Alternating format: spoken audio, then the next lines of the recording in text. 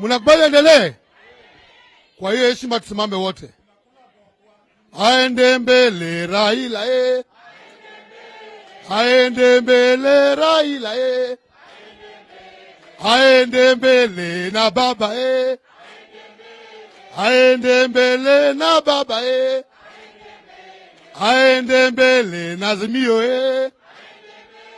aende mbele na Azimio Ndio maana wacha nione mkono. Ndio maana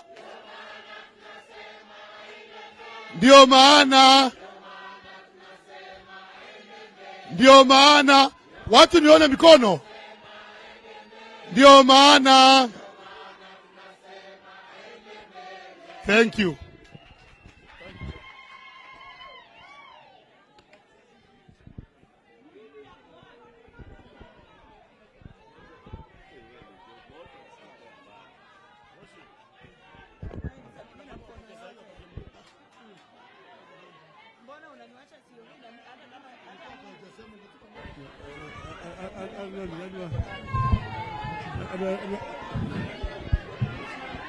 Hello. Hello. Azimio. Azimio. Azimio. Asanteni sana. Asanteni sana sana. Mimi nina furaha kuona nyuso zenu. Sasa kwanza mimi nataka kwanza kusema pole sana kwa walemavu. Yule jamaa ameongea sana sana tena na hasira mingi. Mimi najua yale ambayo ulisema lazima iwe kiko ndani yake.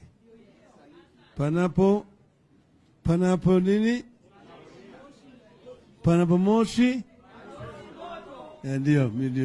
Mimi nimesema mtaambia hao jamaa hiyo makosa yarekebishwe wakati mwingine.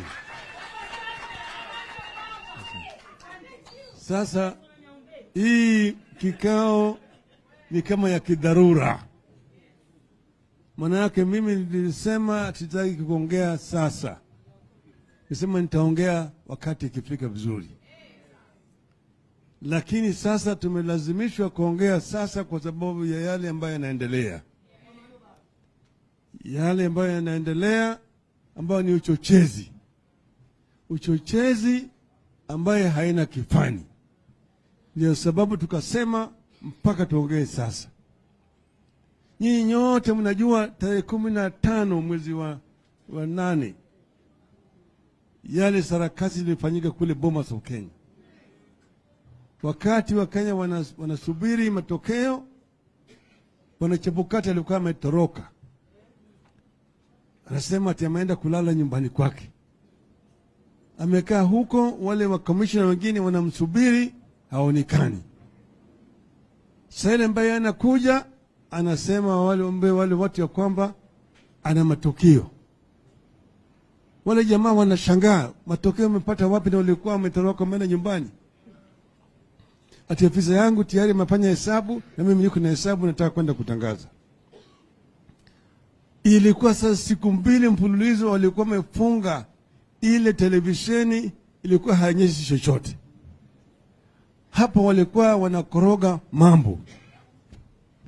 Alafu sasa wale wakamwambia pata kwanza tuketi chini utuonyeshe vile wewe umefikia hiyo matokeo tukubaliane. Kataa akasema pana. Mimi nitaenda kutangaza. Ndio wale jamaa wakasema hatuwezi kwenda na wewe kama sisi hatujaona vile hii wewe umefikia katika hiyo matokeo. Na wakatoroka kutoka pale wakakaja kule Serena wakaongea na waandishi wa habari. Sivyo? Sasa wakaongea na waandishi wa habari wakasema yale ambayo bwana Chebukati anatangaza sisi kama wanachama wa tume ya uchaguzi hatumo ndani yake. Lakini Chebukati akaendelea namna hiyo, akilinda pale na askari, akatangaza yale. Alikuwa ni yeye na wale vibaraka yake wawili by commissioners. ambaye vile vile waliogopa kwenda na wewe kwenye jukwaa. Alikwenda peke yake, akaenda peke yake na akatoa ile matangazo peke yake. Sasa tume ya uchaguzi iko na wanachama 7. Wanachama 7, 4 miongoni ya 7 ndio majority. Walisema ya kwamba wao hawakatai yale matokeo Chebukati yalitangaza. Sasa jamaa wakaendelea. Alafu sisi tukasema hatukubali. Lakini tukakaa kimya. Tukasema tukaenda mahakamani. Mahakama tukakaa pale, kuna mahakama, tukatoa ushahidi ambayo ulimwengu yote iliona. Ushahidi ambayo ilitoka moja kwa moja katika ile portal ya IEBC. Wakaangalia. Hata wale majaji wakati ile walipoona yale mashahidi walishangaa. Lakini baadaye wale majaji vile vile walitishwa. Alafu baadaye wakatoa sasa ile uamuzi ambaye hata kila mtu anajua hiyo uamuzi hairidhishi. Hairidhishi. Tukasema sisi hatukubaliana na hiyo uamuzi, lakini tunaheshimu kwa sababu ni demokrasia. Na tukasema tutaongea baadaye. Tulikuwa tumesema tutangoja tupatia serikali hii ya bandia siku 100. Siku 100 wafanye yale ambayo walikuwa wanataka, waliahidi wa Kenya watafanya. Kwa hivyo sisi tulipanga kuongea tarehe 15 mwezi wa Januari.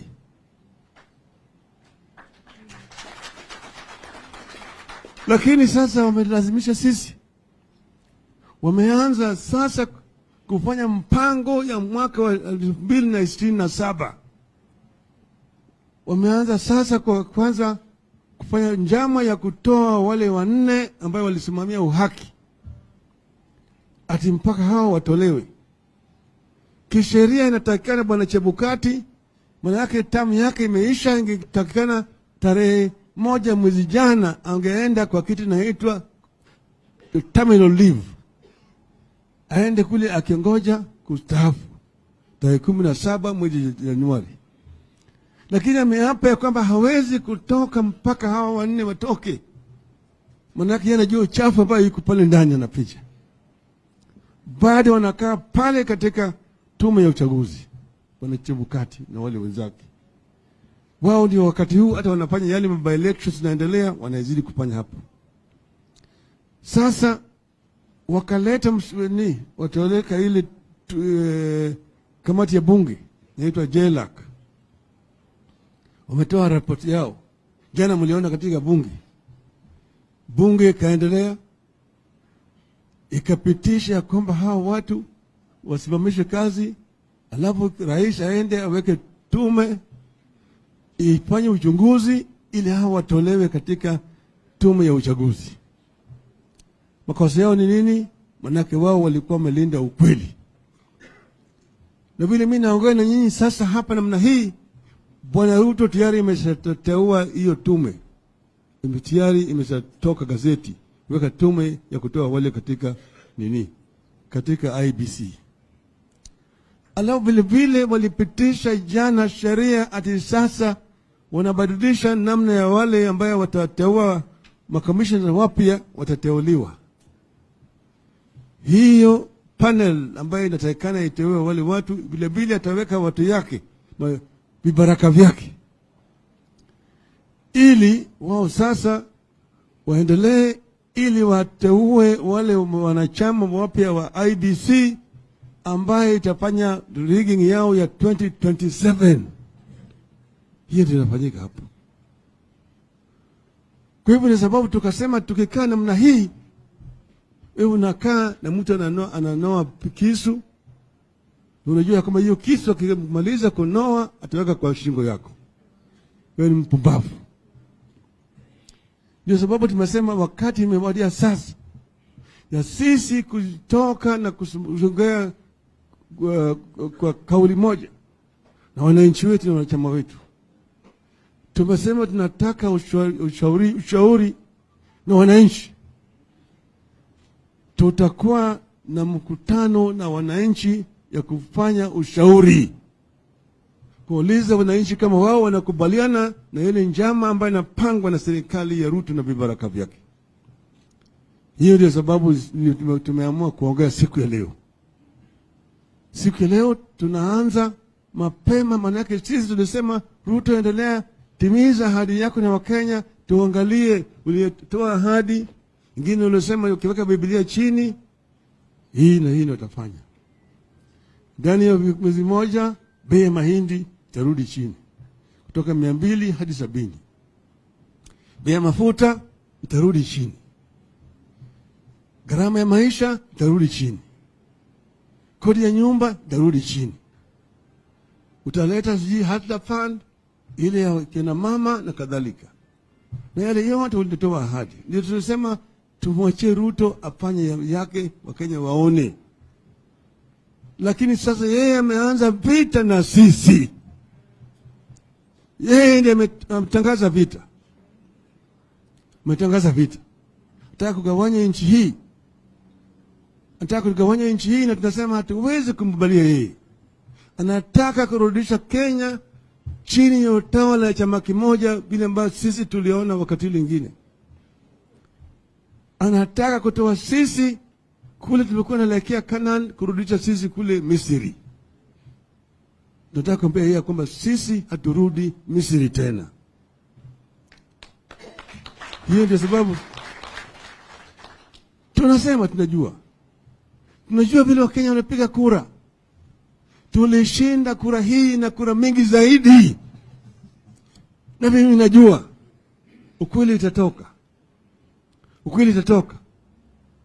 Ukweli itatoka. Kwa hiyo mimi siwezi kusimama kukaa kima namna hii. Wezi wakijaribu kufanya maovu kwa Wakenya. Hii ndio sababu mimi naambia Wakenya wakati umefika. Kama sio sasa, ni sasa hivi. Sawa? Hiyo ndio sababu mimi kuna hapa na statement nataka kusoma sasa.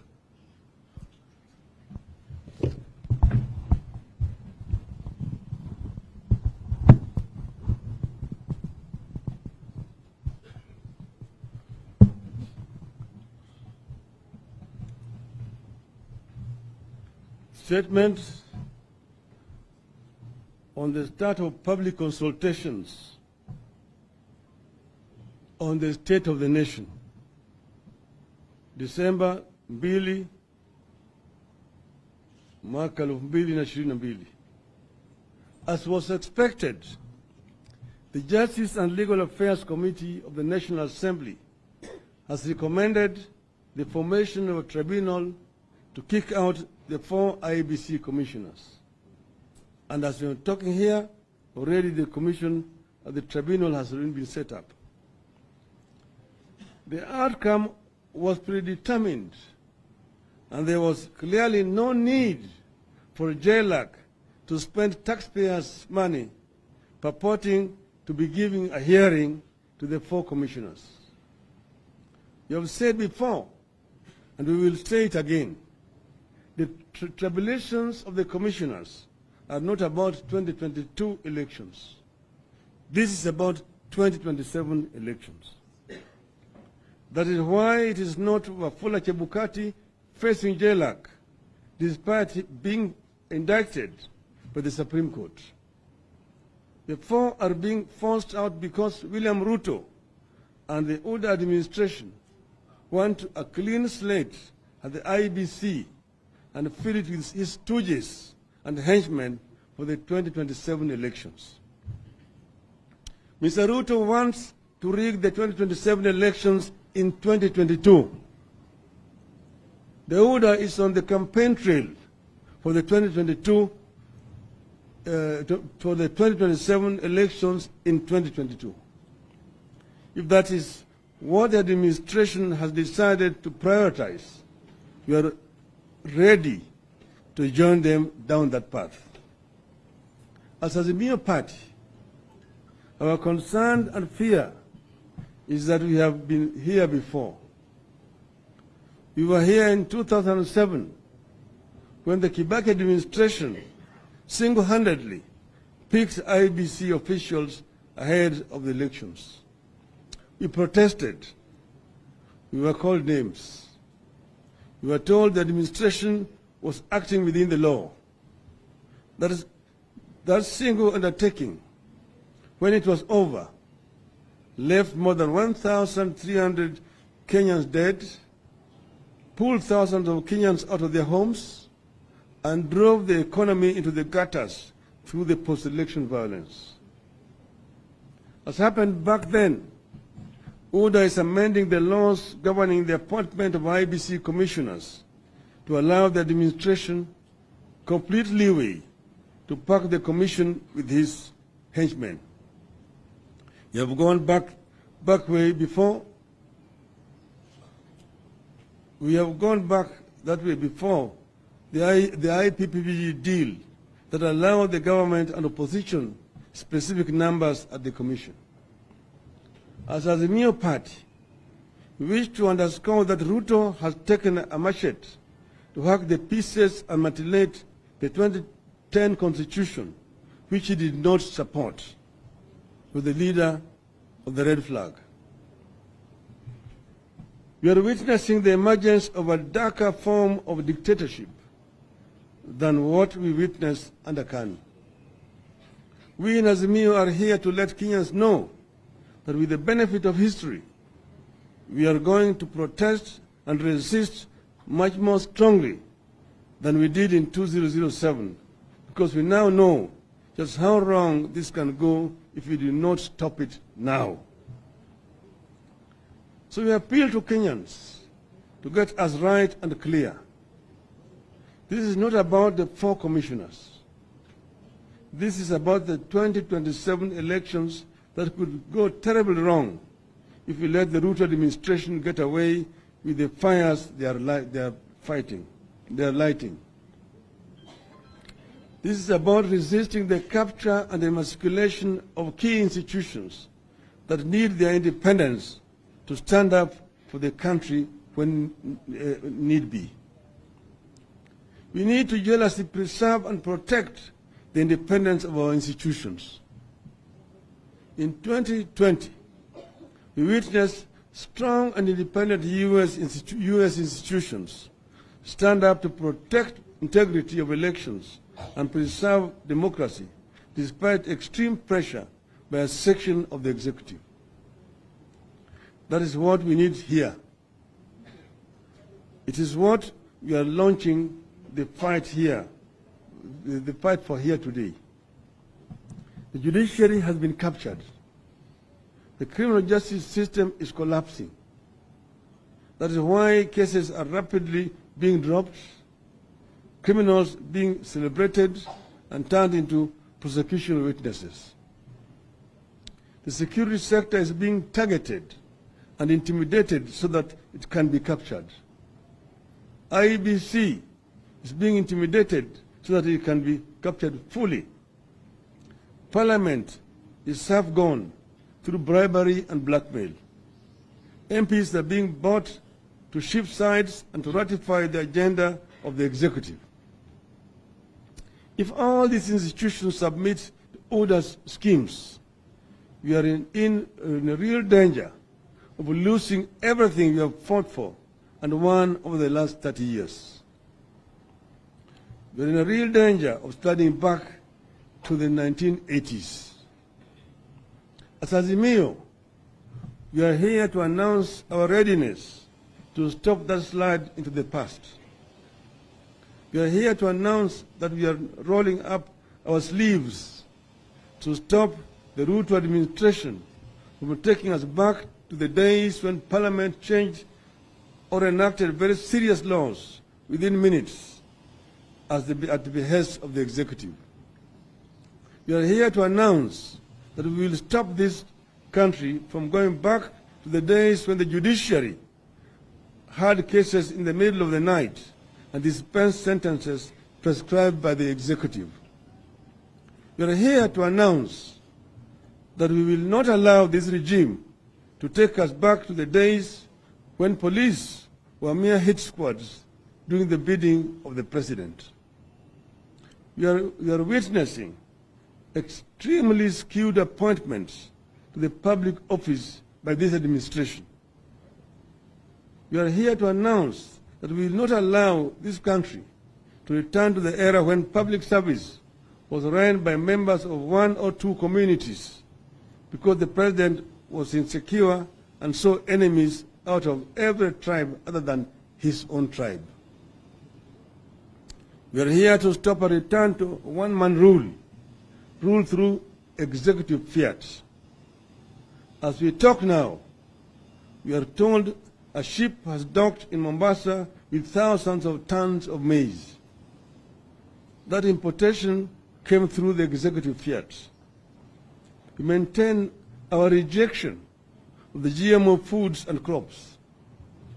Azimio therefore calls on patriotic Kenyans to be vigilant and stop the RUTO administration from dumping that maize at the port until we know its nature. Fellow Kenyans, I've been around with you for long. Millions of you voted for me in the last elections.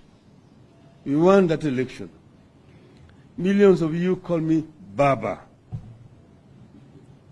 I raise these issues because I have witnessed a dictatorship emerge and bloom.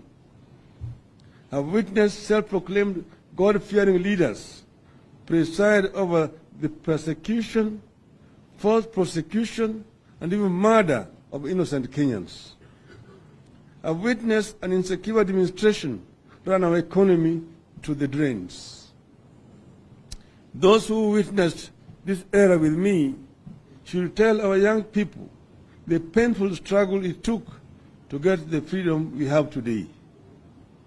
Let us share our eyewitness accounts and experiences so that that era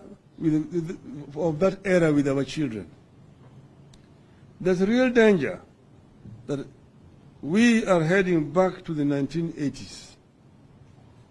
We should be ready and willing to work with those sections of our society that have always stood up for the nation when perils reared their head. The civil society, faith leaders, the academia, and workers' unions. I would not wish any Kenyan to go through what some of us have been through. But I am fearing for Kenya. I'm fearing for my country. We have to stand up now because later it will be too late. We are ready and willing to work with those sections of our society that have stood up for the nation when perils reared their ugly heads. The society, faith leaders, the academia, and workers' unions. That's why from today, we announce the launch of that pushback we talked about a few days ago. On the 7th of December, that is Thursday next week, at the historic Kamukunji grounds here in Nairobi, we will launch a public consultation. I repeat, on the 7th of December, at the historic Kamukunji grounds here in Nairobi, we will launch a public consultation with the people of Kenya to brainstorm on the direction the country is taking. Then we will return to Kamukunji grounds on the 12th of December to continue with these consultations on the state of the Kenyan nation and also to have a prayer for Kenya, a prayer for democracy in our country, which is right now under a threat by this administration. Finally, we wish to remind Mr. Ruto that this country has had a system like the one he is trying to reinvent. We fought that system. We brought down that system. We will do so to the one he's inventing now. We will bring it down. Let us all stand up for our country before it is too late. Thank you. God bless you. God bless Kenya.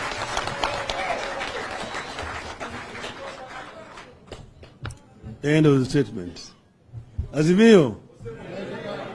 Azimio. Azimio. Azimio. Asanteni sana. Asante sana. Nitaomba mketi kidogo.